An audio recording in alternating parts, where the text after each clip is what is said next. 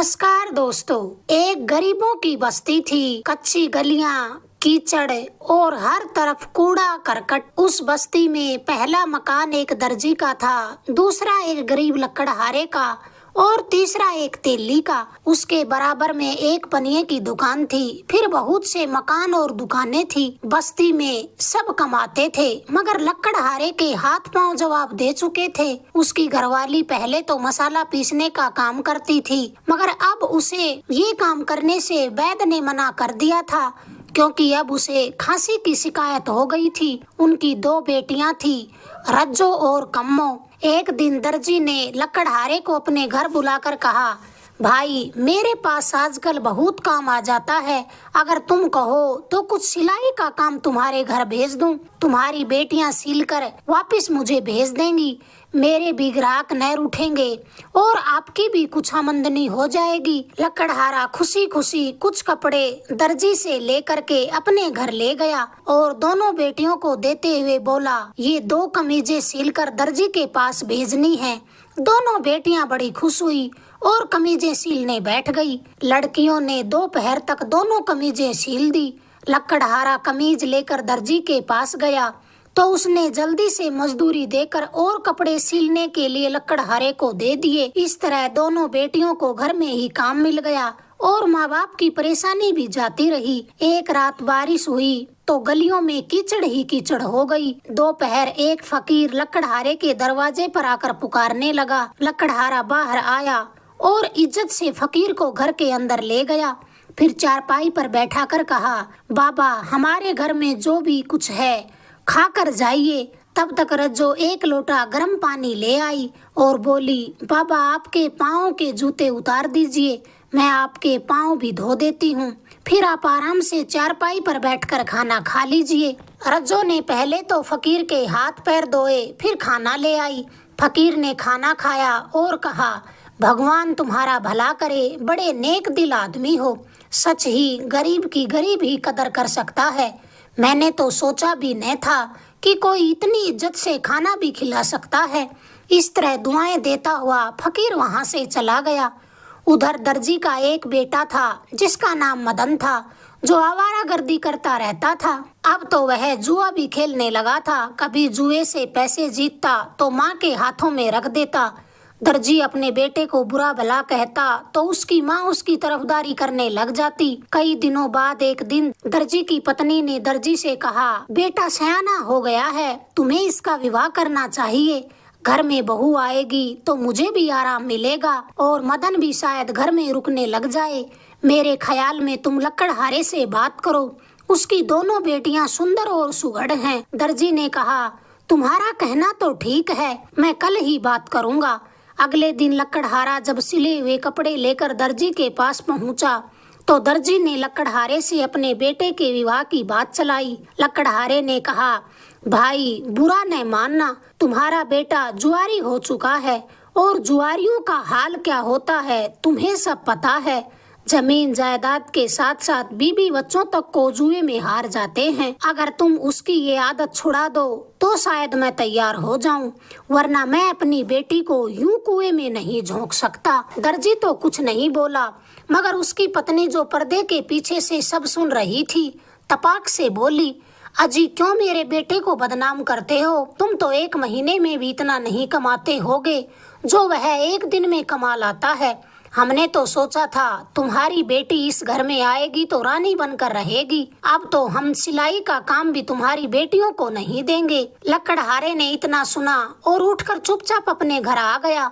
उसके बाद दर्जी ने भी सिलाई के लिए कोई कपड़ा लकड़हारे के पास न भेजा। अब तो उनके दिन और भी कष्ट में बीतने लगे। एक दिन फिर वही फकीर लकड़हारे के दरवाजे पर फिर से आया। रज्जो और कम्मो उसको तुरंत पहचान गई। लकड़हारे ने अपनी बेटियों से कहा, आज तो घर में कुछ भी खाने को नहीं है, उसे क्या खिलाएंगे, उसे जाने दो। रज्जो कहने लगी, दरवाजे पर आए फरियादी को ना उम्मीद नहीं लौटाना चाहिए। लकड़हारे ने कहा, तुम कहती तो ठीक हो बेटी, चलो मैं उसे अंदर ले ही आता हूँ। लकड़हारा फकीर को अंदर ले आया और चारपाई पर बैठा दिया। रज्जो एक प्लेट में एक बासी रोटी और चटनी ले आई। लकड़हारा आंखों में पानी भरकर बोला, बाबा आज तो घर में खाने को कुछ भी नहीं है। तभी फकीर ने अपने मैले कुचेले फटे हुए कोट की जेब से 10 चांदी के सिक्के निकाले और लकड़हारे को देने चाहे। लकड़हारे ने कहा, ये आप क्या कर रहे हो बाबा, घर आए मेहमान से यूं पैसे लेना ठीक नहीं है। फकीर ने कहा, रख ले, तेरे ये बहुत काम आएंगे। मेरे लिए ये सिक्के बेकार हैं। क्या तुम भूल गए कि गरीब ही गरीब के काम आता है। फिर जबरदस्ती वे चांदी के सिक्के लकड़हारे को देकर फकीर चला गया। फिर कम्मो बोली, बाबा फकीर ने तो आपको बहुत से रुपए दे दिए, इतने रुपए होते हुए भी वह मांग कर खाता है। फिर वह अपनी माँ के गले में हाथ डालकर कहने लगी, माँ मुझे दूध पिए बहुत दिन हो गए, आज तो मैं जरूर दूध पीऊंगी। लकड़हारे ने कहा, हाँ बेटी मैं अभी दूध लाता हूँ, तुम्हारी माँ के लिए दवाई भी लानी है। इतना कहकर लकड़हारा घर का जरूरी सामान दूध और दवाई लेने के लिए चला गया। कुछ समय बाद लकड़हारा सारा सामान लेकर आ गया तो रास्ते में उसने देखा कि दर्जी के घर के सामने लोगों की बहुत भीड़ लगी हुई है। लकड़हारे ने पड़ोसी से पूछा कि भाई यहाँ इतनी भीड़ क्यों लगी है? तो उसने जवाब दिया, आज दर्जी के बेटे को कोतवाल साहब गिरफ्तार करने आए हैं क्योंकि वह जुआ खेलता है। फिर लकड़हारा अपने घर चला गया। घर जाकर उसने ये सब बात घर पर भी बताई। शाम के समय लकड़हारे की पत्नी ने हलवा तैयार किया। एक प्याले में कम्मो के लिए दूध गर्म करके रख दिया। कम्मो अपना दूध लेकर अंदर कमरे में चली गई। वह फूंके मार मार कर दूध को ठंडा कर रही थी कि तभी कोने में रखे हुए संदूक के पीछे से एक सांप निकलकर कम्मो के सामने आ गया और कुंडली मारकर फन उठाकर बैठ गया। कम्मो डरती डरती दूध के प्याले को नाग के पास ले गई। नाग ने अपने फन को उस दूध के प्याले में डाल दिया और कुछ पल में ही सारा दूध पी गया। डरते डरते कम्मो वहां से उठ गई, मगर नाग वहीं की वहीं बैठा रहा। फिर कम्मो बोली, अब और दूध नहीं है। जैसे सांप उसकी बात को समझ गया, वह तुरंत रेंगता हुआ संदूक के पीछे चला गया। कम्मो ने सोचा, नाग को संदूक के पीछे से निकालना चाहिए, कहीं रात के समय किसी को यह डस न ले। उसने डरते डरते संदूक को हटाया, मगर वहाँ उसे नाग न मिला। वहाँ पर तो बिल भी न था। वह डरते डरते बाहर आई। फिर उसने सोचा, अगर सबको बताऊंगी तो सब डर जाएंगे और कमरे में भी नहीं सो पाएंगे। खैर उस रात सब उसी कमरे में सो गए, मगर कम्मो के मन में थोड़ा डर था कि कहीं वह सांप किसी को काट न ले।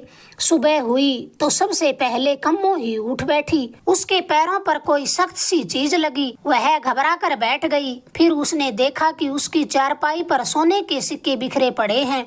कम्मो ने चुपचाप सारे सिक्के कपड़े में बांधकर एक तरफ रख दिए। दोपहर को एक सिक्का अपने बाबा को दिया और कहने लगी, बाबा ये सिक्का मुझे कमरे में मिला है, आप मुझे दूध लाकर दे देना। लकड़हारे ने कहा, जरूर, यह उस फकीर की दुआ का असर है। उधर दर्जी के बेटे को 6 महीने की जेल हो गई। एक दिन राजा के कुछ कर्मचारी और कहार पालकी लेकर के लकड़हारे के दरवाजे पर पहुँचे। ये देखकर बस्ती वालों में खुसर फुसर शुरू हो गई। इतने में लकड़हारा कीमती कपड़े पहने बाहर आया और पालकी में बैठ गया। कहार पालकी लेकर चल पड़े। पालकी राज दरबार पहुंची, मगर लकड़हारे को अभी तक कुछ समझ में नहीं आ रहा था। राजा ने लकड़हारे को अपने पास बैठाया। लकड़हारा डरता डरता वहां बैठा तो राजा ने कहा, डरो नहीं, तुम तो मुझसे भी ज्यादा अमीर हो। तुम्हारे दरवाजे पर फकीर के भेष में मैं ही गया था। लकड़हारा हैरान होकर राजा की ओर देखता रहा। कुछ देर बाद राजा ने लकड़हारे को बहुत से तोहफे देकर 10 गुलामों को उसके साथ भेज दिया। तीनों माँ बेटी दरवाजे पर खड़ी लकड़हारे की राह देख रही थी। तभी लकड़हारा शानो शौकत के साथ वहां पहुंचा तो बस्ती वाले भी यही बातें कर रहे थे। पता नहीं राजा इन पर इतना मेहरबान क्यों हुआ है। कुछ दिन बाद राजा ने लकड़हारे की बड़ी बेटी का हाथ मांगने अपने मंत्री को वहां भेजा। मंत्री भी लकड़हारे की बेटियों के स्वभाव को देखकर दंग रह गया। फिर उसने भी लकड़हारे की छोटी बेटी को अपने बेटे के लिए पसंद कर लिया। धूमधाम से लकड़हारे की दोनों बेटियों के विवाह हो गए। लकड़हारे की बड़ी बेटी राजमहल चली गई और दूसरी मंत्री के महल में चली गई। लकड़हारा और उसकी पत्नी की देखभाल के लिए 2 बांदियां और 2 नौकर भी रखवा दिए गए। बस्ती वाले अब लकड़हारा और उसकी पत्नी की खूब इज्जत करने लगे थे। अगर आपको ये कहानी पसंद आई प्लीज चैनल को लाइक करें, शेयर करें, सब्सक्राइब करें। धन्यवाद दोस्तों।